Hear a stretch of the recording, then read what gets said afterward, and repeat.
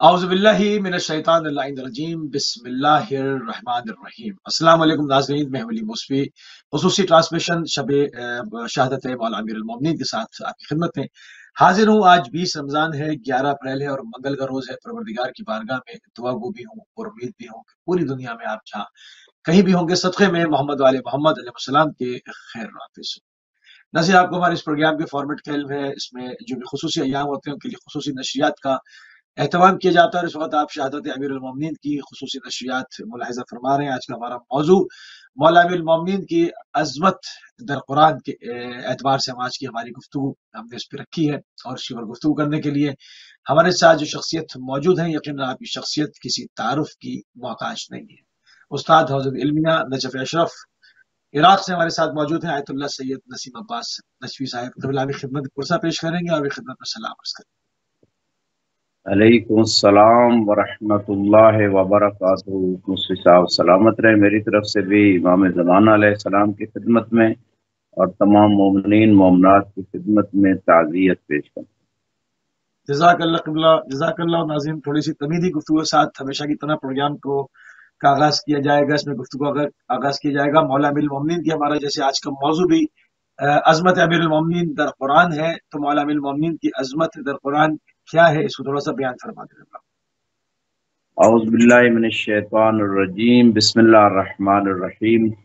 अल्हम्दुलिल्लाहि रब्बिल आलमीन वस्सलातु वस्सलामु अला सय्यिदिल अंबिया वल मुरसलीन व अला आलिहि तय्यबीन अत्ताहिरीन।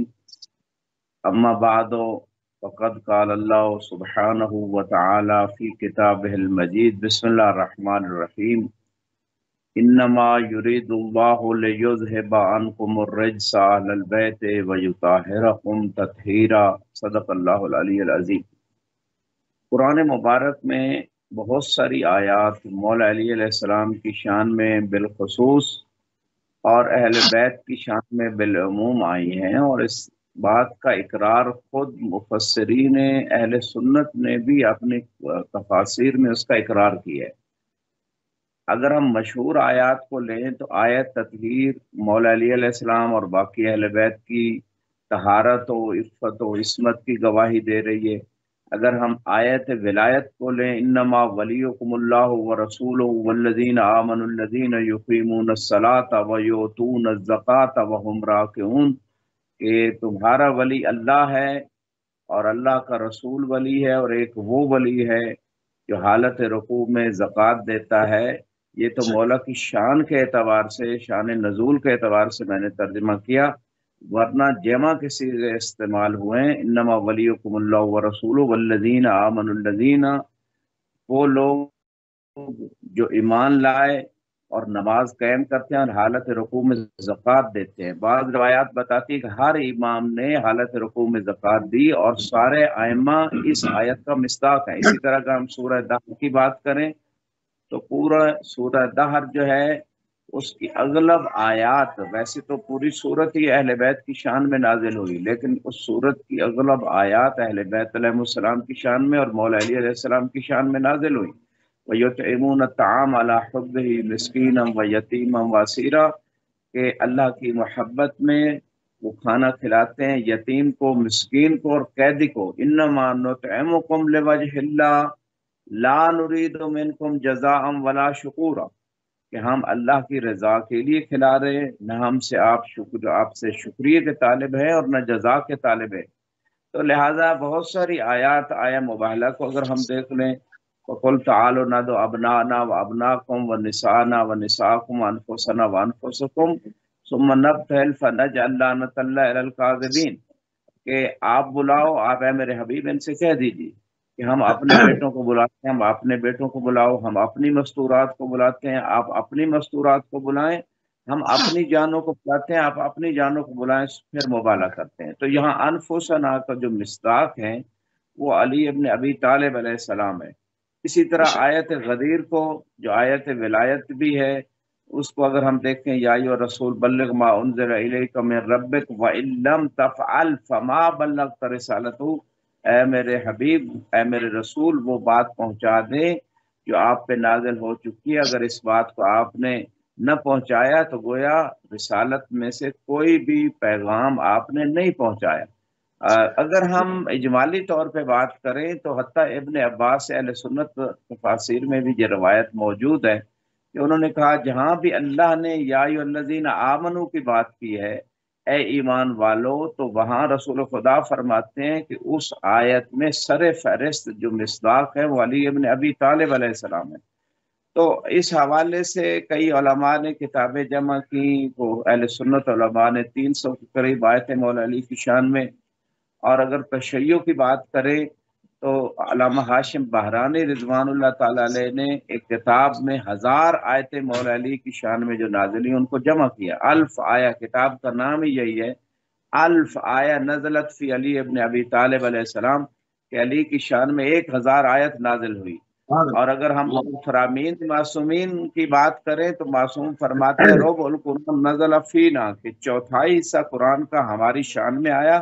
وربع القرآن نزل فی اعدائنا، اور چوتھائی قرآن ہمارے دشمنوں کے مذمت میں آیا، وربع القرآن فی الحلال والحرام، اور چوتھائی حصہ حلال و حرام کے بارے میں، وربع القرآن فی القصص والعبر، اور چوتھائی حصہ قصے اور عبرتیں ہیں۔ تو ان تمام چیزوں کو اگر اجمالی طور پہ جمع کیا جائے تو مولا علی علیہ السلام وہ واحد ہستی ہیں رسول اسلام کے بعد جن کی شان میں سب سے زیادہ آیتیں آئیں۔ جی مفتی صاحب۔ سبحان اللہ، سبحان اللہ۔ مولا امیر المومنین حضرت علی بن ابی طالب علیہ السلام کی عظمت قرآن میں کیا ہے، اس کے اوپر ایک تھوڑا سا اجمالی خاکہ جو ہے قبلہ نے پیش کیا۔ قبلہ مولا امیر المومنین کی عظمت اگر ہم کہیں کہ رسول خدا صلی اللہ علیہ وآلہ وسلم کے فرمان کے مطابق کیا ہے، تو اس پہ بھی کچھ ہمارے نوجوانوں کے لیے پیش فرما دیں۔ جی، اس میں بھی وہی بات ہے کہ جس طرح آیات بہت کثرت سے مولا علی کی شان میں آئیں، جیسے آپ عمل کرتے جاتے تھے آیتیں بنتی جاتی تھیں، وَيُؤْثِرُونَ عَلَىٰ أَنفُسِهِمْ وَلَوْ كَانَ بِهِمْ خَصَاصَةٌ، اور آپ کے گھوڑے کی شان میں صورت آ گئی، گھوڑے کی پھونکار اور اس کے پاؤں سے نکلنے والی چنگاریاں۔ تو یہ ساری باتیں باقاعدہ اس کے لیے جو ہے نا ایک تفصیلی وقت اور تحقیق کے لیے اگر کوئی چاہتا ہے تو اپنا کتابوں اور تفاسیر کا مراجعہ کریں، لیکن یہاں پہ روایات کی جو آپ بات کریں احادیث نبی صلی اللہ علیہ وآلہ وسلم کی، اہل سنت مصادر میں بھی فضائل صحابہ نام جیسے احمد بن حنبل نے کتاب لکھی اور علماء نے، تو مناقب امیر المومنین پہ اہل سنت علماء نے، خوارزمی جیسے انہوں نے کتاب لکھی، تو ان علماء نے تقریباً 5000 کے قریب احادیث جو ہے وہ مولا علی علیہ السلام کی عظمت اور شان میں جمع کی ہیں، اور اتنی زیادہ احادیث کسی اور کی شان میں آئی نہیں ہے رسول خدا کی زبان سے جتنی مولا علی کی شان میں آئی ہیں۔ اور اگر ہم تشیعوں کے مصادر کی بات کریں تو اس پہ بہار الانوار میں مولا علی علیہ السلام کی سیرت اور ان کے مقام اور ان کے بارے میں جو روایات آئی ہیں، کئی جلدیں علامہ مجلسی رحمۃ اللہ علیہ نے ان کو مولا علی کی ذات کے حوالے سے فقط لکھا ہے۔ بہار الانوار کی جو 110 جلدیں، اس میں سے کافی جلدیں جو ہیں مولا علی علیہ السلام کی شان میں ہیں، باقی ائمہ کی شان میں بھی الگ الگ جلدیں انہوں نے اس کو مرتب کیے۔ اور اسی طرح باقی علماء نے امیر المومنین علیہ السلام کے فضائل کو اور مناقب کو اور ان کی سیرت کو جمع کیا۔ یہاں پہ میں چاند ایک احادیث ایز اے تبرک، کیونکہ آج مولا علیہ السلام کی شہادت کی مناسبت سے یہ پروگرام ہو رہا ہے، تو میں ایز اے تبرک چاند ایک روایات عرض کر دیتا ہوں تاکہ ہم ان چیزوں کو بیان کریں جو شہادت کے اسباب تھے اور جو آپ نے وصیتیں کی، بالخصوص جو ہے آخری وقت میں وہ پوری دنیا انسانیت کے لیے ایک مشعل راہ ہے، ہر دور میں، ہر زمانے اور ہر ملک کے لیے، ہر انسان کے لیے۔ یہاں پہ بعض احادیث میں جیسے کہ مشہور احادیث میں رسول خدا فرماتے ہیں عنوان صحیفۃ المومن حب علی ابن ابی طالب علیہ السلام، کہ مومن کے جو روز قیامت جو نامہ اعمال ہوگا اس کا جو عنوان اور ٹائٹل ہوگا وہ علی علیہ السلام کی محبت ہوگی۔ کبھی فرمایا جیسے کہ ندا آئی احد کے جنگ میں جب آپ کی تلوار ٹوٹ گئی، لا سیفا الا ذوالفقار، لا فتح الا علی، ذوالفقار جیسی تلوار کوئی نہیں، علی جیسا بہادر کوئی نہیں۔ کبھی فرماتے حب علی ایمان و بغضہ نفاق، علی کی محبت ایمان ہے اور علی کے ساتھ بغض رکھنا نفاق ہے۔ رسول خدا صلی اللہ علیہ وسلم خود مولا علی سے ارشاد فرماتے ہیں یا علی لولا کا ما عرف المؤمنون بعدی، اے علی اگر آپ نہ ہوتے میرے بعد مومن کی پہچان ہی نہ ہوتی۔ اور کبھی فرماتے ہیں یا علی مسلوں کا فی الامہ کا مسل کو قل هو اللہ احد فی القرآن، آپ کی مثال اس امت میں ایسی ہی ہے جیسے قل هو اللہ احد کی مثال قرآن میں۔ اگر کوئی ایک حصہ ایک مرتبہ سورہ توحید کی تلاوت کرے تو تیسرا حصہ قرآن کی تلاوت کا ثواب ملتا ہے، اگر کوئی 2 مرتبہ سورہ توحید کی تلاوت کرے تو 2 حصے قرآن کی تلاوت کا ثواب، اگر 3 مرتبہ تلاوت کرے تو پورے قرآن کی تلاوت کا ثواب ملتا ہے۔ اور یا علی آپ بھی اسی طرح من احبہ کا بلسان ہی فقط اخذ سلسل ایمان، کہ جس نے آپ سے اپنی زبان سے محبت کی اس نے اپنے ایمان کا تیسرا حصہ حاصل کر لیا۔ ومن احبہ کا بلسان ہی وقلب ہی، جس نے زبان سے کے ساتھ دل میں بھی محبت رکھی اس نے فقط اخذ سلسل ایمان، اس نے ایمان کے 2 حصے حاصل کر لیے۔ ومن احب کا بقلب بلسان ہی وقلب ہی وعانا کا بید ہی فقد استکمل الایمان، کہ جس نے زبان سے بھی محبت کی، دل میں بھی محبت کی، اور اسی طرح ہاتھ سے آپ کی مدد و نصرت بھی کی، چاہے قلم کے ذریعے، چاہے تلوار کے ذریعے، چاہے جس طریقے سے ہاتھ سے مدد ہو سکتی ہے، تو اس بندے نے اپنے ایمان کو کامل کر لیا ہے۔ تو مولا علی علیہ السلام کی شان میں جو بہت ساری احادیث، ان میں سے فرمایا علی مال حق والحق مع علی، علی حق کے ساتھ ہے اور حق علی کے ساتھ ہے۔ اللہم ادر الحق ہے سما دار علی،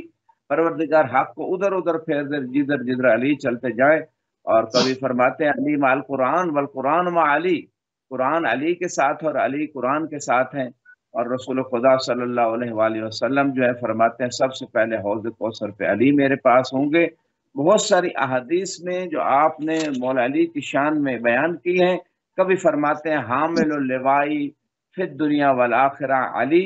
کہ علی وہ ہیں کہ جو دنیا و آخرت میں رسول خدا کے علم بردار ہیں۔ اور فرماتے ہیں خلقت انا والی من شجرۃ واحدہ، میں اور علی ایک شجرہ سے ہیں۔ امرنی ربی بسد الابواب الا باب علی، تمام لوگوں کے، تمام صحابہ کے دروازے مسجد نبی کی طرف جو کھلتے تھے ان کو بند کرنے کا اللہ نے حکم مجھے دیا ہے، مگر علی کا دروازہ کھلا رکھنے کا حکم دیا ہے۔ تو یہ وہ ساری فضیلتیں ہیں جو مولا علی کی شان میں آئی۔ کبھی فرمایا عالم امتی من بعد علی، میرے بعد امت میں سب سے زیادہ علم والے علی ہیں۔ اقضاکم علی، فرمایا آپ میں سے سب سے بڑے قاضی اور جج علی ابن ابی طالب علیہ السلام ہیں۔ کبھی فرماتے ہیں انا والی من نور واحد، میں اور علی ایک نور سے ہیں۔ انا المنذر والہادی من بعد علی، میں ڈرانے کے لیے آیا ہوں اور ہادی جو ہیں وہ علی ابن ابی طالب علیہ السلام ہے۔ کبھی فرمایا زینوا مجالسکم بذکر علی ابن ابی طالب، علی کے ذکر سے اپنی مجالس کو زینت دو۔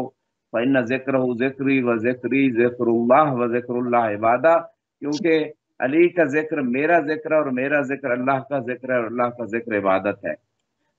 بہت ساری احادیث ہے، مجھ سے اس کے لیے تو باقاعدہ ایک پروگرام چاہیے، میں سمجھتا ہوں آج اتنا ہی اسی پہ اکتفا کرتے ہیں۔ بالکل صحیح، بالکل صحیح۔ مولا امیر المومنین کی عظمت، رسول خدا صلی اللہ علیہ وآلہ وسلم کی زبان صادق سے بہت کچھ صادر ہوئی، اس میں سے کچھ تھوڑا بہت تبرکن جو ہے وہ آپ کی خدمت میں قبلہ نے پیش کیا۔ بات کو مزید جو ہے وہ آگے بڑھائیں گے۔ مولا امیر المومنین علیہ السلام نے جو آخری وصیت فرمائی دی اس کا اجمالی بیان جو ہے وہ فرما دے قبلہ۔ جی، آپ کی آخری وصیت بہت اہم وصیت ہے، اور پوری دنیا کے لیے، پورے دنیا کے انسانوں کے لیے، ہر ملک کے لیے آپ نے ایک ایسا ایک نظام، ایک ایسا پیغام دیا کہ جس پیغام کے ذریعے سے انسان اجتماعی طور پہ اور انفرادی طور پہ دنیا و آخرت کی کامیابیوں کو سمیٹ سکتا ہے۔ لہذا مختصر جو اس وصیت کے اندر ہے، سب سے پہلے تو آپ نے تقوی کے بارے میں بار بار وصیت کی، اور دنیا سے لا تعلقی، دنیا سے مراد وہ دنیا ہے جو انسان کو خدا سے اور دور کر دے اور دین سے دور کر دے اور انسان کی آخرت خراب کر دے، ورنہ دنیا مزرعۃ الآخرت ہے، دنیا کے ذریعے انسان اپنی آخرت بھی کما سکتا ہے۔ اسی طرح آپ نے فرمایا کہ پڑوسیوں کے بارے میں آپ اللہ سے ڈرتے رہنا، پڑوسیوں کے علاوہ یتیموں کے بارے میں وصیت کی، نماز کے بارے میں، روزے کی اہمیت کو بیان کیا، خصوصاً ماہ رمضان کے روزے، حج کی اہمیت، زکوٰۃ کے بارے میں لوگوں کو اللہ کی یاد دلائی، اور یتیموں کے مال کھانے سے ڈرایا۔ آپ نے صلہ رحمی اور اس وصیت کے اندر صلح کرانے کا بالخصوص حکم دیا۔ اور ساتھ ساتھ اگر ہم اس وصیت میں دیکھیں تو مولا علی علیہ السلام نے امر بالمعروف و نہی عن المنکر پہ خصوصی طور پہ فوکس کیا، اور اس مقام پہ اصحاب نبی جنہوں نے بدعتیں نہیں پھیلائی تھی ان کے بارے میں بھی آپ نے وصیت کی، اور اہل بیت نبوت کے بارے میں خصوصی طور پہ متوجہ کیا، اور آخر میں ایک دوسرے کے ساتھ تعاون علی البر والتقوی، نیکی میں تعاون اور برائی میں تعاون نہ کرنے والی آیت کو بھی تلاوت کیا، اور ایک دوسرے سے ملتے جلتے رہنے کے بارے میں حکم دیا۔ تو اس وصیت میں بہت ساری ایسی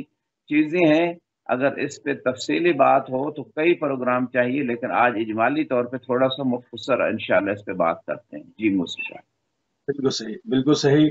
دنیا کے متعلق اور ظالم اور مظلوم کے متعلق اس میں کیا ارشاد فرمایا؟ جی، اگرچہ وصیت کی ابتدا مولا امام حسن اور امام حسین علیہ السلام کو آپ نے کی، لیکن اس وصیت کو بعد میں فرماتے ہیں کہ سب کے لیے جس مومن تک یہ بات پہنچے، فرمایا اوصیکما بتقوی اللہ، کہ میں اللہ کے تقوی کو تمہیں وصیت کرتا ہوں، وَأَن لَا تَبْغِيَ الدُّنْيَا وَإِن بَغَتْكُمَا، دنیا کے پیچھے نہ جانا اگرچہ دنیا تمہارے پیچھے آئے، وَلَا تَأْسَفَ عَلَىٰ شَيْءٍ مِّنْهَا زُوِّيَ عَنْكُمَا، اس دنیا میں سے اگر تم میں سے تمہارے پاس سے کوئی چیز چلی جائے تو اس پہ افسوس نہ کرنا، وَقُولَا بِالْحَقِّ وَاعْمَلَا لِلْأَجْرِ، حق کی بات کہتے رہنا اور اجر کے لیے عمل کرنا۔ اور آخر میں اسی وصیت کے آخر میں آپ ارشاد فرماتے ہیں، جو مولا علی علیہ السلام اس مقام پہ میں سمجھتا ہوں اس دور کے لیے بالخصوص جو ہے نا، یہ کلام جو مولا کی ہے ہر دور کے لیے ہے، لیکن اس دور میں جو ظلم و ستم کا ہر اقتصادی طور پہ، امن کے اعتبار سے، بہت ساری جہات سے جو ظلم و ستم کا دورہ ہے، امام نے فرمایا وَقُونَ لِلظَّالِمِ خَصْبًا وَلِلْمَظْلُومِ عَوْنًا، کہ ظالم کے مد مقابل کھڑے رہنا، کون للظالم خصما، ہمیشہ مد مقابل رہنا، اور مظلوم کے مددگار رہنا۔ تو یہ وہ وصیت ہے جو مولا علی علیہ السلام نے اس وصیت کے ذریعے سے ہمیشہ اہل حق کو یہ پیغام دیا ہے کہ ظلم جس شکل میں ہو کبھی ظلم کا ساتھ نہ دینا اور مظلوم کے ساتھ کھڑے رہنا۔ جی مفتی صاحب۔ سبحان اللہ، سبحان اللہ۔ بات کو اور آگے بڑھاتے ہیں ظالم اور مظلوم کے متعلق قیامت تک کے لیے مولانا امیر المومنین کی جو وصیت کے اندر جملہ بیان کیا جاتا ہے کہ وحدت کو قائم کرنے، قبلہ اور تفرقے سے بچنے کے لیے ارشاد فرمایا آپ نے، وہ بیان فرمایا۔ جی، پھر آپ نے دوبارہ فرمایا اوصیکما بتقوی اللہ وجمیع ولدی واہل بیتی ومن بلغہم کتابی ھذا من المؤمنین، کہ سارے گھر والوں کو، سارے اپنی اولاد کو، اور جس مومن تک یہ بات پہنچے اس کو میں وصیت کرتا ہوں بتقوی اللہ ربکم، اپنے رب کے اللہ کے بارے میں تقوی اختیار کرتے رہنا، ولا تموتن الا وانتم مسلمون، قرآن کی آیت کو یہاں پہ آپ نے اقتباس کے طور پہ لیا کہ جب دنیا سے جاؤ تو سر تسلیم خم کرتے ہوئے جاؤ، یعنی اس حالت میں جاؤ کہ جو بھی اللہ اور رسول اور اہل بیت نے تمہیں دین پہنچایا ہے، جو احکام دیے ہیں، اس کے سامنے آپ کو سر تسلیم خم ہونا چاہیے، کوئی آپ کی مرضی نہ ہو، جو مرضی ہو آپ کے تمام افعال میں، آپ کے دیکھنے میں، سوچنے میں، بولنے میں، سننے میں، ان تمام افعال میں اللہ کی مرضی ہو، سر تسلیم خم کرتے ہوئے جانا۔ اور فرمایا وَاعْتَصِمُوا بِحَبْلِ اللَّهِ جَمِيعًا وَلَا تَفَرَّقُوا، قرآن کی آیت پڑھی کہ اللہ کی رسی کو مضبوطی سے تھام لینا اور تفرقے میں نہ پڑنا، اور اللہ کی رسی پورا دین بھی ہے، روایات میں اللہ کی رسی کا مصداق قرآن بھی ہے، اور اللہ کی رسی کا مصداق اہل بیت بھی ہیں، اللہ کی رسی کا مصداق خود علی ابن ابی طالب علیہ السلام ہے۔ یعنی اگر کوئی تفرقے سے بچنا چاہتا ہے، بلکہ ایک عربی بدو آتا ہے رسول خدا کی خدمت میں اس آیت کے نزول کے بعد کہ اے اللہ کے رسول، وہ اللہ کی رسی کون ہے جسے ہم تھام لیں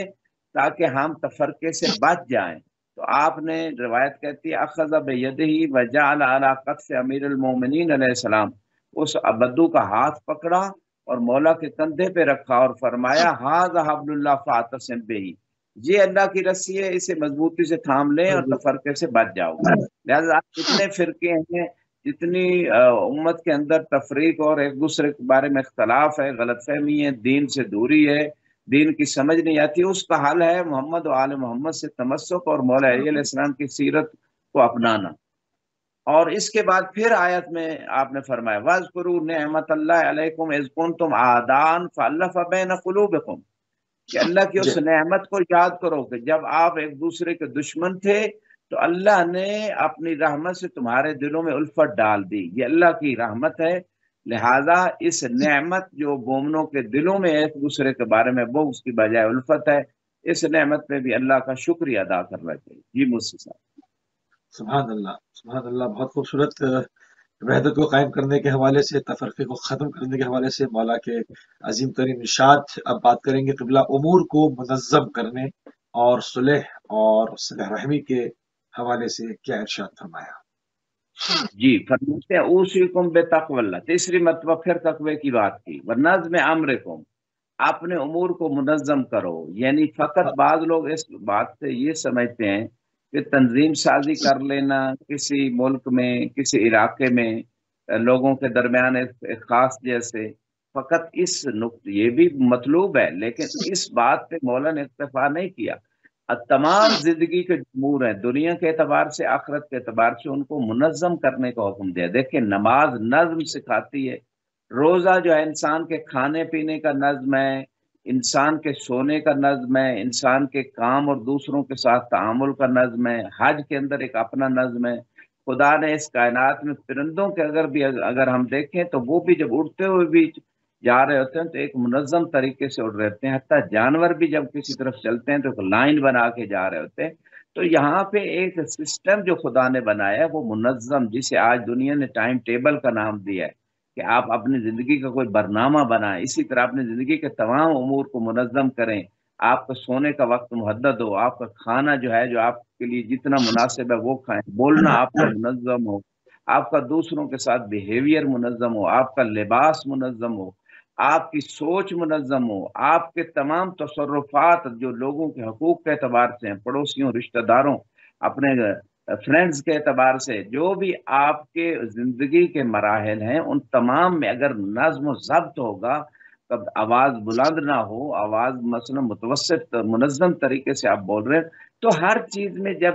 تنظیم اور نظم ہوگا تو یہ بات خدا کو بھی پسند ہے، اور مولا نے آخری بات مقام پہ وصیت بھی دی ہے۔ بعض لوگوں کی زندگی میں نظم و ضبط ہونے کی وجہ سے ان کے صلاحیتیں یا وسائل کم بھی تھے، لیکن انہوں نے بہت زیادہ آؤٹ پٹ دیا، بہت زیادہ نتائج دیے دنیا و آخرت کے اعتبار سے، اپنے لیے، فیملی کے لیے، ملک کے لیے۔ لیکن بہت سارے باصلاحیت لوگ ذہن کے اعتبار سے، مالی اعتبار سے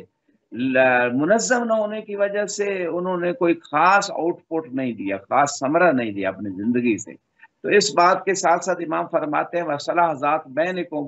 ایک دوسرے کے درمیان اگر کوئی اختلاف ہو جائے تو صلح کروا دینا۔ فَإِنِّي سَمِعْتُ رسول اللہ صلی اللہ علیہ وسلم، کہ میں نے رسول خدا کو سنا، اوصا بِصَلَاحِ بین ذات بینکم، آپ نے جو لوگوں کے درمیان جھگڑے ہوتے ہیں ان کے درمیان صلح کروانے کا حکم دیا۔ فَإِنَّهَا أَفْضَلُ مِنْ عَامَّةِ الصَّلَاةِ وَالصِّيَامِ، آپ نے فرمایا کہ یہ لوگوں کے درمیان صلح کرانا جو ہے وہ عام یعنی مستحب نماز اور سنت روزوں سے افضل ہے۔ اور اسی صلاح ذات بین کے ساتھ ساتھ یعنی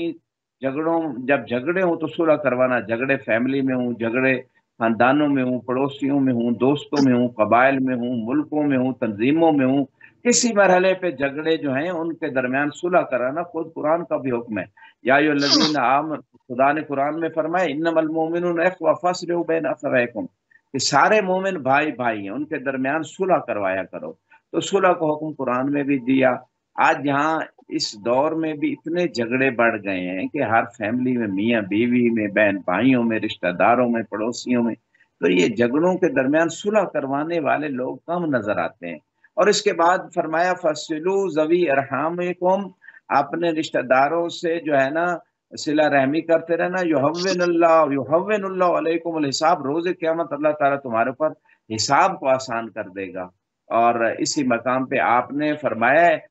ان البغض حالقۃ الدین لا حول ولا قوۃ الا باللہ، کہ کسی سے بغض نہ رکھنا، یہ تمہارے دین کو تباہ کر کے رکھ دے گا۔ کیونکہ جب کسی مومن سے بندہ بغض رکھتا ہے، پھر اس سے حسد کرتا ہے، پھر اس پہ تکبر کرتا ہے، پھر اس کی غیبت کرتا ہے، پھر اس کی چغل خوری کرتا ہے، پھر اس کی اہانت کرتا ہے، پھر اسے اذیت دیتا ہے، یعنی ایک بغض کی وجہ سے ہزارہا گناہ جو ہیں وہ اس کے دروازے کھلتے ہیں اور اس مومن کے حقوق کو پامال کیا جاتا ہے۔ جو حق ساکت نہیں ہوتے، کسی مومن کے کسی کو حقیر نہیں سمجھا جا سکتا، اس کے ساتھ قطع تعلق ہی نہیں ہو سکتی، اس کے لیے دعا کو نہیں روکا جا سکتا، اس کے ساتھ تعاون جو ہے نیکی میں اس کو نہیں روکا جا سکتا۔ تو یہ ساری چیزیں جو ہیں وہ مولا نے ایک فرمان میں بیان کر دی ہیں۔ جی موسی صاحب۔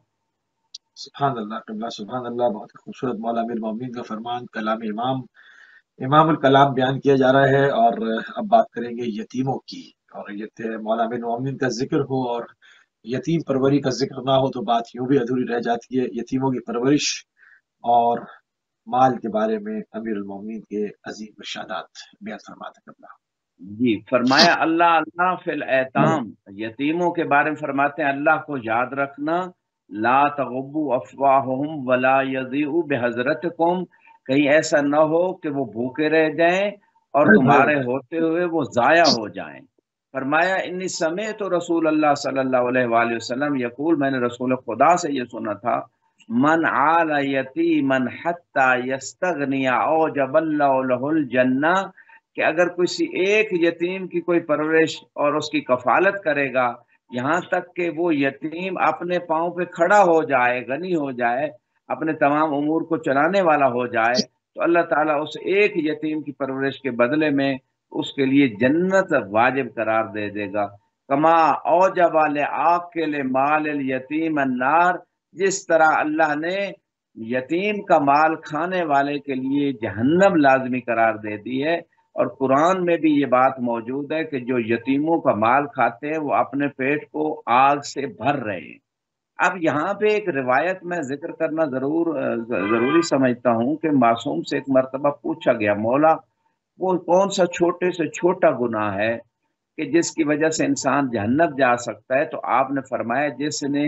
من اکلا مال الیتیم درہمن، جس نے یتیم کا ایک درہم مال کھایا اس کے جہنم جانے کا سبب بن سکتا ہے، اللہ کہ وہ یتیم معاف کر دے، اللہ کہ انسان توبہ کر دے، اس کا حق واپس کر دے، وہ الگ بات ہے، لیکن حقوق العباد تو معاف نہیں ہوتے جب تک وہ بندہ معاف نہ کرے۔ لہٰذا امام نے جب یہ جملہ فرمایا تو کتاب الخمس جو وسائل الشیعہ میں بہت ساری روایت جمع ہوئی ہیں، وہاں امام نے فرمایا جس نے ہمارا مال کھایا اس کے جہنم جانے کا سبب بن سکتا ہے۔ لہٰذا خمس جو آیت ابھی تک قرآن کے اندر موجود ہے، اہل بیت کا حق، سادات کا حق، اللہ نے اس کو قرآن میں بالکل بیان کیا ہے، روایات بہت زیادہ ہے اس حوالے سے، اور علماء کے فتاوے بھی روایات کی روشنی میں کہ جو بندہ خمس نہیں دیتا اس کی وہ نماز جو اس نے ایسے لباس میں پڑھی ہے جس کا خمس نہیں دیا یا زکوٰۃ نہیں دی ہوئی تھی اور اس مال غصبی سے خریدا، تو وہ نماز بھی باطل ہے۔ تو بہت سارے لوگ ان چیزوں کی طرف متوجہ نہیں ہیں۔ وہ مال جو خدا دے رہا ہے اور اس کو خرچ کرنے کے بارے میں اتنی آیات، خدا قرآن میں 4 پارے میں فرماتا ہے کہ آپ نیکی کو نہیں پہنچ سکتے جہاں تک کہ خرچ کرو جس چیز سے آپ محبت رکھتے ہو۔ سورہ بقرہ میں اگر انفاق اور خرچ کرنے کی بات ہو تو بہت ساری آیات اس حوالے سے روایات موجود ہیں۔ لوگ خرچ کرتے ہیں، میں یہ نہیں کہتا کہ نہیں کرتے، لیکن جو واجب خرچ ہے زکوٰۃ اور خمس اس کو تو لازمی ادا کرنا ہے۔ اس کے علاوہ جو مستحب اخراجات ہیں اس کو بھی، جیسے اس وصیت میں بھی آپ نے فقراء کے حوالے سے خصوصاً ارشاد فرمایا، اللہ اللہ فی الفقراء والمساکین فشرکوہم فی اموالکم، کہ مساکین اور فقیروں کو آپ یاد رکھنا، اللہ کے حکم کو یاد رکھنا اور اپنے اموال میں ان کو شریک کرنا، للسائل حقٌ، جیسے کہ قرآن نے بھی جو ہے نا اس بات کی طرف اشارہ کیا ہے کہ سوال کرنے والے کا حق ہے۔ ہاں کچھ لوگ پیشہ ور بیکاری ہوتے ہیں، ان کو بھی روایات کہتی ہیں اگر آپ دے دیں تو آپ کو تو اجر مل جائے گا، لیکن اگر پیشہ ور ہے وہ مستحق نہیں ہے تو نہ دے، حرج نہیں ہے۔ لیکن جو مولا کی اس وصیت میں بات ہوئی ہے اس میں مولا نے تبادل کی بات کی ہے، علیکم بالتواصل والتوازل، کہ ایک دوسرے سے ملتے جلتے رہنا، ایک دوسرے پہ خرچ کرتے رہنا۔ تو یہ بات ہے۔ یتیموں کے حوالے سے تو بہت ساری روایات ہیں کہ جس نے یتیم کے سر پہ شفقت کا ہاتھ رکھا، جتنے بال اس کے ہاتھ کے نیچے آئیں گے خدا اسے جہنم سے جو ہے نا آزاد کرے گا۔ تو اس طرح بہت ساری روایت ہیں۔ جی موسی صاحب۔ سبحان اللہ، بہت تیزی کے ساتھ قبل آگے بڑھتے ہیں۔ پڑوسیوں کے حقوق کے بارے میں امام نے کیا فرمایا؟ جی فرمایا اللہ اللہ فی الجیران، फ़इन्नहुम वसीयतु नबिय्यिकुम, कि पड़ोसियों के बारे में अल्लाह को याद रखना, वो तुम्हारे नबी की वसीयत है, तुम्हारे पड़ोसी। माज़ाला यूसीना हत्ता ज़नन्ना अन्नहु सयुवर्रिसुहुम,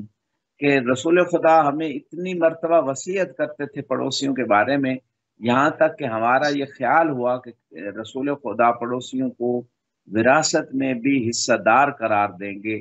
तो ये जो बात है पड़ोसियों की अहमियत के 40 घर चारों तरफ अगर आप शुमार करें, 40 घर मतलब दाएं बाएं आगे पीछे, तो ये सारे पड़ोसियों के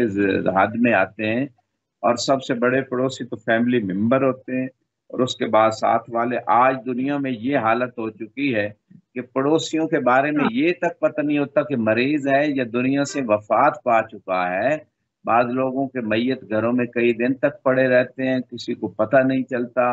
ये नॉन मुस्लिम कंट्रीज में भी हो रहा है, और अब तो मुस्लिम कंट्रीज में भी ओल्ड हाउसेस बन रहे हैं, और बुजुर्गान जो रहमत हैं, वालिदैन जो रहमत है, उनको जहमत समझा जा रहा है। ये एक ऐसी अदम तरबियत की वजह से मुसीबत आ रही है, इंसान खुद अपने लिए रहमत के दरवाजे बंद कर रहा है। तो पड़ोसियों के बारे में उनका हक है कि अगर वो भूखे हैं तो उनको खाना खिलाया जाए। बाज रिवायात में कि उस बंदे का रोज़े क़यामत पे ईमान नहीं है कि खुद तो पेट भर के खाए और उसका पड़ोसी भूखा हो। अगर मरीज है तो उसकी तीमारदारी की जाए, उसको किसी मानवी सपोर्ट की जरूरत है, जबान से उसकी कोई मानवी उसको शफकत के चंद अल्फाज बोल दें। जी मुफ्ती साहब। अल्लाह अकबर, अल्लाह अकबर, जज़ाकल्लाह। कुरान पर अमल के हवाले से मौला अमीरुल मोमिनीन की ताकीद इरशादात बयान फरमाते हैं। फरमाते हैं अल्लाह अल्लाह फिल कुरान ला यस्बिकन्नकुम इलल अमल बिही गैरुकुम। कुरान के बारे में अल्लाह को याद रखना, कुरान पे अमल करने में कोई गैर आप पे सबकत न ले जाए। ये वो मैसेज है इमाम अलैहिस्सलाम का जो कुरान के महीने में, माह रमजान कुरान का महीना है। इन्ना अंज़लनाहु फी लैलतिल क़द्र, कि हमने इस कुरान को लैलतुल क़द्र में नाजिल किया, जो 1000 महीनों से बेहतर रात है। वल्लज़ी अंज़लल कुरान, तो अल्लाह ने इस कुरान को जो माह रमजान में नाजिल किया, एक मुकम्मल यानी तदरीजन भी नाजिल किया, दफ़अतन भी इस माह रमजान में नाजिल किया।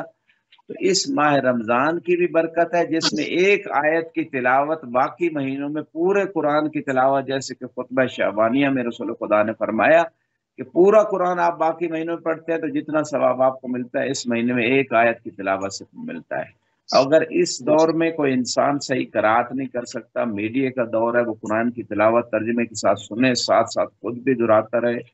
और इसमें एक तो सवाब है, दूसरा मार्फत हासिल करने का हुक्म है, क्योंकि कुरान की जब तक मार्फत नहीं होगी तर्जुमे और तफसीर के साथ,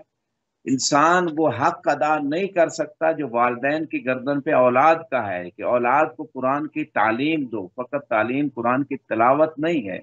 कुरान के अवामिर भी हैं, कुरान के नवाही भी हैं, कुरान किस चीज़ का हुक्म देता है, किस बात से रोकता है, ये सब औलाद का हक है वालिदैन के ऊपर। अगर ये हक अदा नहीं किया जाएगा, रोज़ क़यामत जिस तरह औलाद आँख होती है, औलाद जो है ना फरमान हो तो वालिदैन की आँख शुमार होती है, इसी तरह रिवायत बताती हैं वालिदैन भी आँख शुमार होंगे। तो मौला ने अमल की तरफ तवज्जो दिलाई कि कुरान फ़कत इस्तिखारों के लिए नहीं है, कुरान फ़कत जहेज में देने के लिए नहीं है, कुरान फ़कत घर में बरकत के लिए नहीं है, कुरान फ़कत जो है कब्रों पे पढ़ने के लिए नहीं है, कुरान फ़कत जो है वो तिलावत के लिए नहीं है। ये सारी बरकतें अपनी जगह हैं, लेकिन कुरान का जो मेन मकसद है, इमाम ने कहा इस पे अमल करो। कुरान का अमल तब होगा जब कुरान के मानी और मारिफ को समझा जाएगा। आज लोग कुरान की तिलावत तक करने के लिए इस मीडिया के दौर में इतने मशगूल हैं, माह रमजान में भी तैयार नहीं। अगर एक माह रमजान में पूरा खत्मे कुरान को इंसान नहीं करता तर्जुमे और तफसीर और फाम के साथ, फरासत के साथ, तो फिर ऐसा बंदा रोज़े क़यामत पछताएगा कि काश कुरान को समझ लेता। और कुरान की तो इतनी बरकतें हैं दुनिया के एतबार से, आखिरत के भी एतबार से। उस घर में रहमत नाज़िल होती है, वो घर सितारों की तरह चमकता है, आसमान वालों के लिए जैसे ज़मीन वालों के लिए सितारे चमकते हैं। खुदा से दुआ है, और सूरह फुरकान 19वें पारे में रसूल खुदा के शिकवा पूरी उम्मत के ऊपर जो रोज़े क़यामत आप मुकदमा दायर करेंगे, वो जिक्र हुआ है। वकाल रसूल या रब इन्न कौमी इत्तखज़ू हाज़ल कुरान महजूरा, परवरदिगार इस कुरान को इस उम्मत ने छोड़ दिया था। देखें, लोगों ने लगाया नारा हस्बुना किताबुल, अल्लाह किताब काफी है,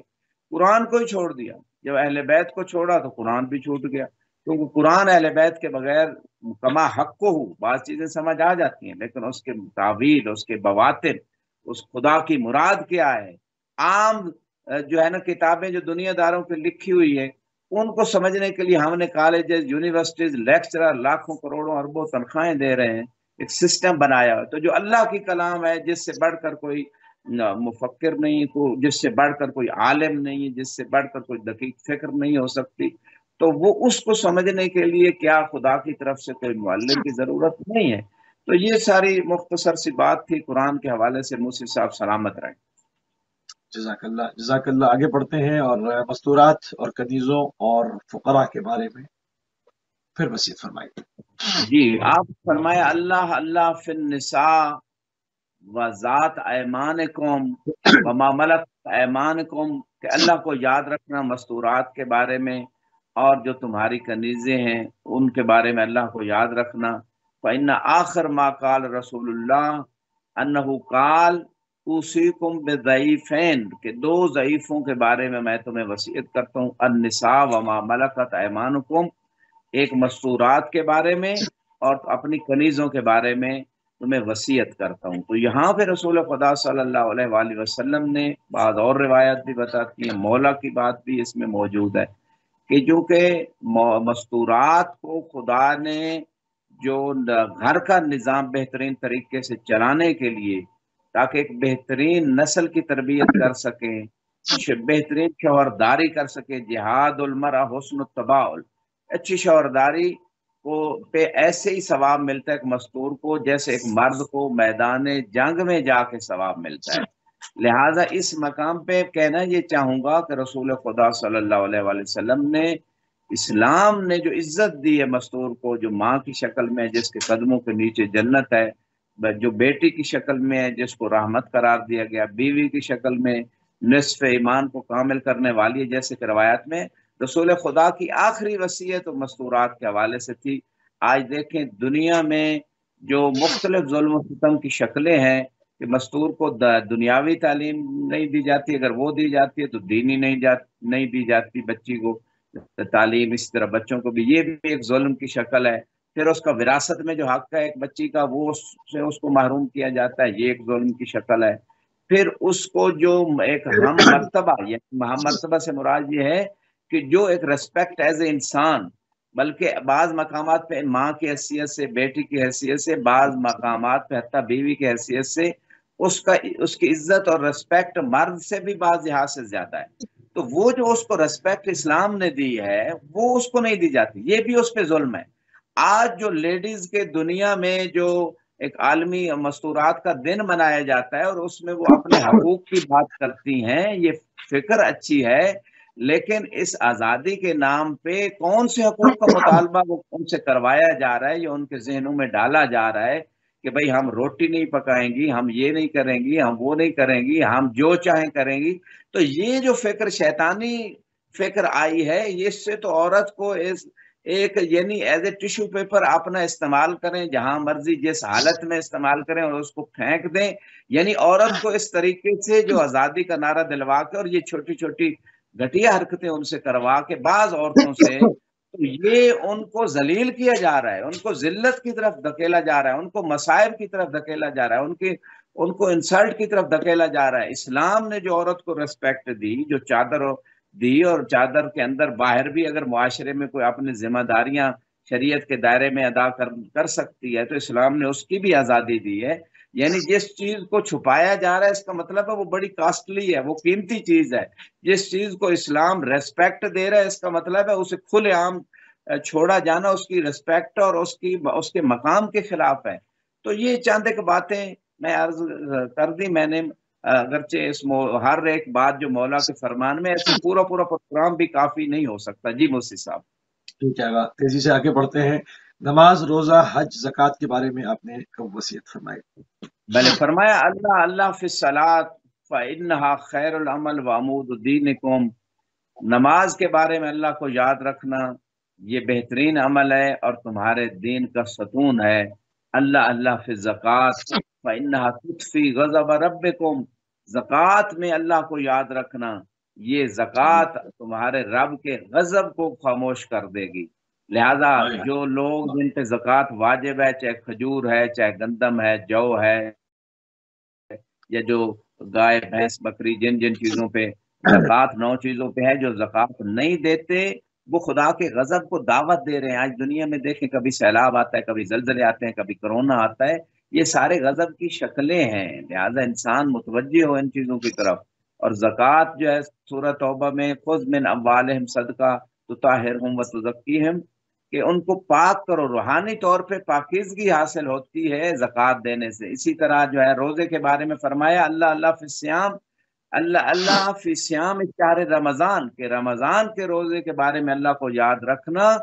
فَإِنَّهُ جُنَّةٌ مِّنَ النَّارِ، کہ یہ آپ کو جہنم کی آگ سے بچانے والا ہے روزہ۔ سومو تصاحو، رسول خدا کی حدیث ہے، روزہ رکھو صحت مند ہو جاؤ۔ آج جسمانی صحت بھی روزے میں ہے، روحانی صحت بھی روزے میں ہے، اور قرآن کہہ رہا ہے کوتب علیکم الصیام کما کوتب علی الذین من قبلکم لعلکم تتقون، کہ تمہارے اوپر روزہ فرض کیا گیا ہے، اس طرح فرض کیا گیا جس طرح پچھلی امتوں پہ فرض کیا گیا تھا۔ جی مفتی صاحب سلامت رہیں۔ جزاک اللہ، جزاک اللہ قبلہ۔ ٹائم ہمارے پاس اب محدود ہو رہا ہے، تیزی سے آگے بڑھیں گے۔ اہل بیت علیہ السلام اور پیغمبر رسول خدا صلی اللہ علیہ وآلہ وسلم کے متعلق وصیت فرمائی، بیان فرمائیں۔ جی آپ نے فرمایا اللہ اللہ فی ذریت نبیکم، کہ اللہ کو یاد رکھنا اپنے نبی کی اہل بیت اور ذریت کے بارے میں، فلا یظلمن بین ازہرکم، تمہارے ہوتے ہوئے ذریت رسول اور اہل بیت رسول پہ ظلم نہ ہو، وانتم تقدرون علی المنع عنہم، اس حال میں کہ آپ لوگ اس ظلم کو روک سکتے ہو، پھر بھی اہل بیت پہ اور رسول کی اولاد پہ اگر ظلم ہوگا، جو مختلف ادوار میں ہوتا رہا اور آج تک ہو رہا ہے، آج بھی رسول خدا کی اولاد میں سے پردہ غیب میں لوگوں کے ظلم کی وجہ سے موجود ہے، کیونکہ لوگ تیار نہیں کہ امام آئیں اور اس اسلام حقیقی کو نافذ کریں اور ہم اس کو قبول کریں۔ حق کے خمس کھایا جا رہا ہے، حق کے حکومت غصب کیا جا رہا ہے۔ تو یہ ساری چیزیں جو ہیں امام نے آخری وصیت میں بیان فرمائی ہیں۔ اور اصحاب پیغمبر کے بارے میں بھی آپ نے وصیت کی، رسول خدا صلی اللہ علیہ وآلہ وسلم کے اصحاب کے بارے میں، اللہ اللہ فی اصحاب نبیکم، کہ اپنے نبی کے اصحاب میں اللہ کو یاد رکھنا، الذین لم یحدثوا حدثا ولم یعوا محدثا، ان اصحاب کے بارے میں وصیت فرمائی کہ جنہوں نے رسول خدا کے بعد بدعتیں ایجاد نہیں کی اور بدعتیں ایجاد کرنے والوں کے ساتھ تعاون نہیں کیا۔ ان اصحاب کو جو ہے نا، نبی کے اصحاب کے بارے میں اللہ کو یاد رکھنا، فَأَوْصَى بِهِمْ رسول اللہ صلی اللہ علیہ وسلم، ایسے اصحاب کے بارے میں وصیت کی، سلمان ہے، ابو ذر ہیں، عمار ہیں، مقداد ہیں، وَلَعْنَ الْمُحْدِث مِنْهُمْ وَمِنْ غَيْرِهِمْ، رسول خدا نے ان اصحاب پہ لعنت کی تھی کہ جنہوں نے بدعتیں ایجاد کی، چاہے وہ اصحاب تھے یا غیر اصحاب تھے، والمعی منہم فرمایا، اور جو ایسے اصحاب کو سپورٹ کرنے والا ہے، تعاون کرنے والا ہے، نصرت کرنے والا ہے، پناہ دینے والا ہے، جنہوں نے بدعتیں ایجاد کی، جو ان کے ساتھ تعاون کرنے والا ہے، اس پہ بھی اللہ کے رسول نے لعنت کی تھی۔ جی مصطفیٰ صاحب۔ امر بالمعروف و نہی عن المنکر کے حوالے سے مولا امیر المومنین کی عظیم ارشادات، بسم اللہ۔ فرماتے ہیں فلا تخافن فی اللہ لومۃ لائم، اللہ کے رضا کے لیے جو ہے وہ اس بات سے خوف زدہ نہ ہونا کہ لوگ تمہاری ملامت کریں گے، آپ حق بیان کرتے رہنا۔ اور اسی مقام پہ آپ فرماتے ہیں ولا تترکوا الامر بالمعروف والنہی عن المنکر، کہ امر بالمعروف نیکی کی طرف بلانا اور برائی سے روکنے کو کبھی نہ چھوڑنا۔ فَيُوَلَّ عَلَيْكُمْ أَشْرَارُكُمْ، تمہارے اوپر جو تمہارے مجتمع اور سوسائٹی میں سے شریر لوگ ہیں وہ تمہارے اوپر مسلط ہو جائیں گے۔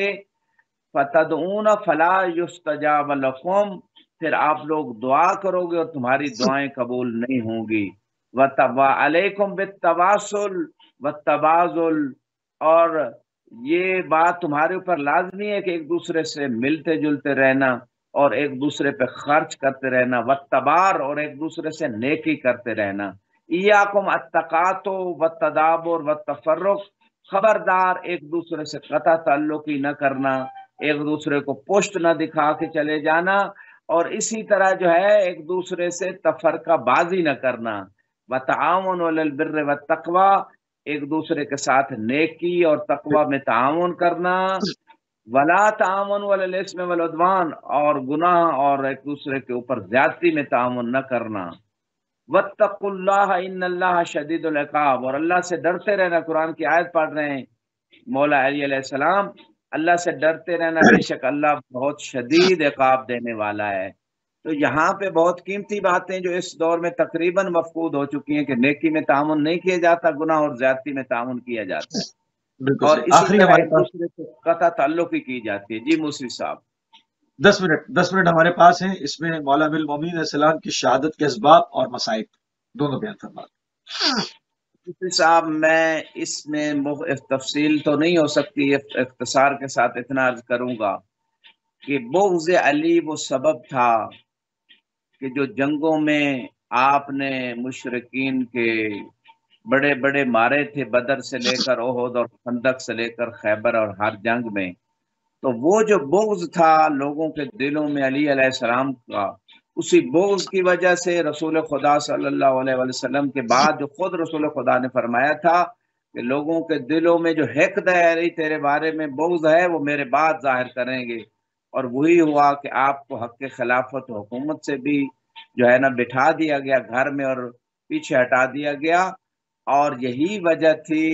کہ جب آپ کو ظاہری حکومت ملتی بھی ہے تو آپ پہ جنگوں پہ جنگیں مسلط کی گئی، کبھی جمل کی شکل میں، کبھی صفین کی شکل میں، وہ سارا وہ بغض تھا جو لوگوں کے دلوں میں تھا، حالانکہ رسول خدا فرما چکے تھے حب علی ایمان و بغضہ نفاق، کہ علی کی محبت ہی ایمان ہے اور علی سے بغض رکھنا منافقت ہے، لیکن لوگوں نے دنیا کے مسائل کو ترجیح دی، دنیاوی چیزوں کو ترجیح دی، آخرت کو جو ہے نا پس پشت ڈالا، اور مولا علی سے جنگیں بھی لڑی، اور حالانکہ رسول خدا یہ بھی فرما چکے تھے حرب کا حربی، علی جس نے آپ سے جنگ لڑی اس نے گویا رسول خدا سے جنگ لڑی ہے، اور جس نے رسول خدا سے جنگ لڑی ہے اس نے اللہ سے جنگ لڑی ہے۔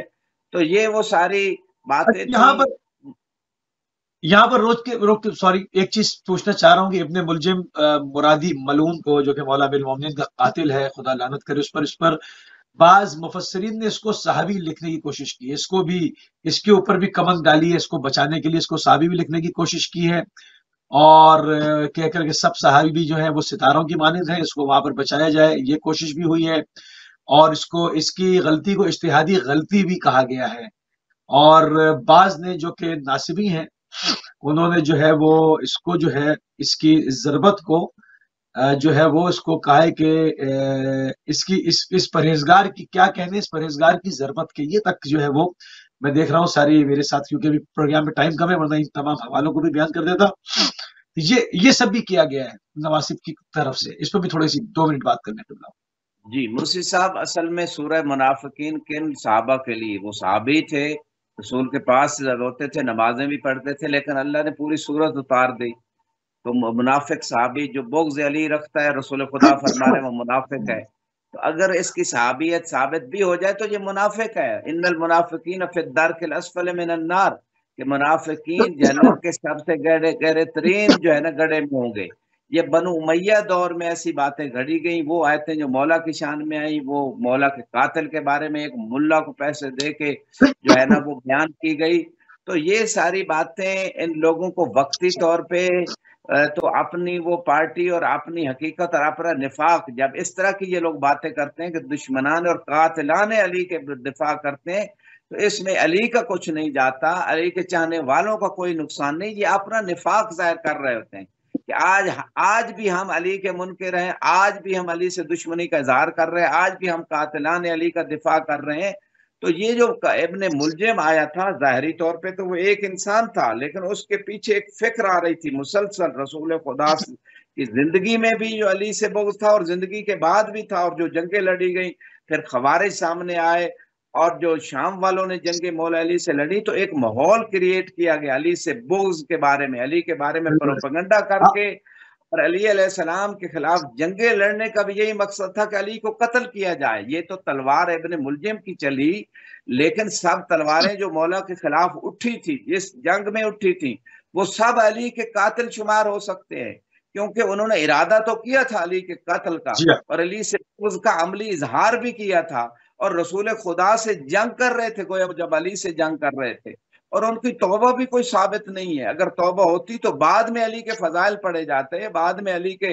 اولاد کو حق دیا جاتا، علی کی اولاد کے جنازے پہ تیر نہ چلائے جاتے، کربلا برپا نہ ہوتی، اگر علی سے بغض جو ہے نا وہ ختم ہوتا، علی کے بعد بھی ختم تو نہ ہوا، اس کو تو اور پروموٹ کیا گیا، یہاں تک کہ آخری مولا بات میں حسین علیہ السلام نے کربلا میں، مصائب کی طرف آ رہا ہوں، کربلا میں مولا حسین علیہ السلام نے جب اپنے اصحاب سے بھی خطبے دلوائے، خود بھی بار بار خطبے دیے، تو فرمایا علامات قاتلوننی، کس بات سے مجھ سے جنگ کر رہے ہو؟ کیا میں نے تمہارا کو حق غصب کیا ہے؟ کیا تمہارے کسی بندے کو میں نے قتل کیا ہے؟ کیا میں نے کسی سنت کو بدل دیا ہے؟ تو سب کا ایک ہی جواب تھا، بغضن منا لابیک، کہ ہمارے دلوں میں تیرے والد علی کا بغض ہے، ہم اس وجہ سے جنگ کر رہے ہیں۔ تو منافقین جمع تھے کربلا کے اندر، آج یزید سے دفاع ہو رہا ہے تو یہ دفاع کریں، یہ اپنا نفاق ظاہر کر رہے ہیں، تاکہ جب خدا جہنم میں بھیجے گا ان کو اور گہرے ترین گڑھے میں بھیجے گا تو خدا کے پاس ان کے اعمال کی اور ان کے اقوال کی حجت ہوگی۔ اور اسی مقام پہ یہی کہنا چاہوں گا کہ وہ بغض جو پل رہا تھا اور مختلف لوگ چاہ رہے تھے کہ جنگوں میں علی کو نہیں مار سکے علی کی شجاعت کی وجہ سے، تو ابن ملجم مرادی ملعون نے 1000 درہم میں وہ تلوار بجھائی، اور 19 کی رات کو کوفہ کی مسجد میں وہ تلوار چھپا کے وہ لیٹا ہوا تھا الٹا، اور مولا نے اذان کے بعد تمام لوگوں کو جو مسجد میں سوئے ہوئے تھے اٹھایا اور کہا اٹھ کے نماز پڑھو۔ علی کو معلوم تھا، لیکن خدا کے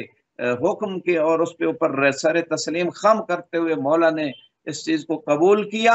اور وہ ملعون آتا ہے اور مولا سجدے میں سر رکھتے ہیں، پہلی رکعت کا سجدہ، پھر دوسرے سجدے میں جب سر رکھا، اٹھانے کا ارادہ کیا، تو اس ملعون نے زوردار تلوار ماری، اور یہ اتنی سخت تلوار تھی زہر میں بجھی ہوئی کہ اگر پورے اہل کوفہ پہ چل جاتی تو پورے اہل کوفہ ہلاک ہو جاتے، لیکن علی کی زبان سے وہ تاریخی جملہ نکلا، فزت ورب الکعبہ، رب کعبہ کی قسم علی کامیاب ہو گئے۔ یہ وہ مقام علی ہے کہ کعبے میں ولادت اور مسجد میں شہادت، کسی اور کو اتنا بلند مقام نہ ملا۔ امام حسن حسین دوڑتے ہوئے مسجد میں آتے ہیں، جبریل نوحہ پڑھنے لگتے ہیں، تہدمت واللہ ارکان الہدا، اللہ کی قسم ہدایت کے ارکان آج منہدم ہو گئے، وصطفقت ابواب الجامع، مسجد کوفہ کے دروازے آپس میں ماتم کر رہے تھے، آندھی چلی اور جبریل نے ندا دی، قتل ابن ام المصطفیٰ، کہ مصطفیٰ کا چچا زاد مارا گیا، قتل علی المرتضی، علی المرتضی مارا گیا، قتل اشک الاشقیاء، سب سے بدبخت ترین انسان نے علی کو قتل کر دیا۔ امام حسن آتے ہیں، اپنے بابا کا سر اپنی گود میں رکھتے ہیں، خون سے داڑھی رنگین ہو چکی تھی۔ میں کہوں گا مولا علی آپ مظلوم ہیں، لیکن آپ کا کوئی سر اٹھانے والا بیٹا حسن تو موجود ہے نا۔ کربلا میں دیکھیے کہ جب حسین کا سر اٹھانے والا کوئی نہ تھا، بس آپ کا سر نیزے پہ سوار تھا، جب امام سجاد کہہ رہے تھے پھپھی اماں میرے بابا کا سر نیزے پہ سوار ہو چکا ہے۔ جب گھر میں آتے ہیں بیویوں کا کوہرام برپا ہوا، بی بی زینب کہتی ہے آخری وقت جب وصیتیں کرتے کرتے مولا کا آخری وقت آیا، الوداع کیا، تو جب یہ بات کی مولا نے تو روایت کہتی ہے قامت زینب والقت بنفسها علی صدر ابیہا، بی بی زینب اٹھی بابا کے سینے پہ گر گئی، کہا بابا میں نے کربلا کے واقعے کو سنا ہوا تو ہے، میں چاہتی ہوں آخری وقت میں آپ مجھے کربلا کا واقعہ بیان کریں۔ مولا نے ایک جملہ پڑھا، یہ نہیں کہا کہ علی اکبر کی مصیبت بہت بڑی مصیبت ہے، عباس کے بازو کی مصیبت آئے گی، مولا حسین کے سر کی مصیبت آئے گی، یہ جملے نہیں کہ مولا نے ایک جملہ کہا کنی بے و نساء اہلے کے، اے میری بیٹی زینب میں دیکھ رہا ہوں تو بھی ہے، تیرے خاندان کی مستورات بھی ہیں، السبایا فی ھذا البلد، اس کوفہ شہر میں قیدی بن کے لائی جائیں گی۔ گویا امام اس مصیبت کو سب سے بڑی مصیبت سمجھ رہے تھے، کہہ رہے تھے بیٹی آج تو شہزادی ہے، کل قیدن بن کے آئے گی، الا لعنت اللہ علی قوم الظالمین وسیعلم الذین ظلموا ای منقلب ینقلبون۔ اللهم قتلة الأمير المؤمنين اللهم صل على محمد وآل محمد. جزاک اللہ قبلہ، انتہائی مشکور ہیں اور انتہائی ممنون ہے، ایک مرتبہ پھر آپ نے اپنا قیمتی ٹائم میرے بیٹی کو دیا. شب شہادت ہے امیر المومنین حضرت علی ابن ابی طالب علیہ السلام کی خصوصی ٹرانسمیشن آپ ملاحظہ فرما رہے تھے. اس وقت آیت اللہ نسیم عباس ہمارے ساتھ موجود تھے نجف شرف عراق سے، اور ہمارے پروگرام کا تو ٹائم ناظرین تمام ہو گیا، مگر ہمارے اسکرین سے انشاءاللہ جو ہے وہ خصوصی ٹرانسمیشن کا اہتمام ہوا ہے، اور مسلسل آپ مولانا المومنین کی ایسی مشان شخصیت پر اور اس مصیبت کی اندوہ کی رات کی جو مصائب ہیں اس پر جو ہے وہ خصوصی ہماری نشریات آپ ملاحظہ کرتے رہیں گے. ہماری اور آپ کی اگلی ملاقات کل جو کہ ٹائم سے رات 9 بجے پھر ہوگی. اجازت دیجیے. السلام علیکم ورحمۃ اللہ وبرکاتہ.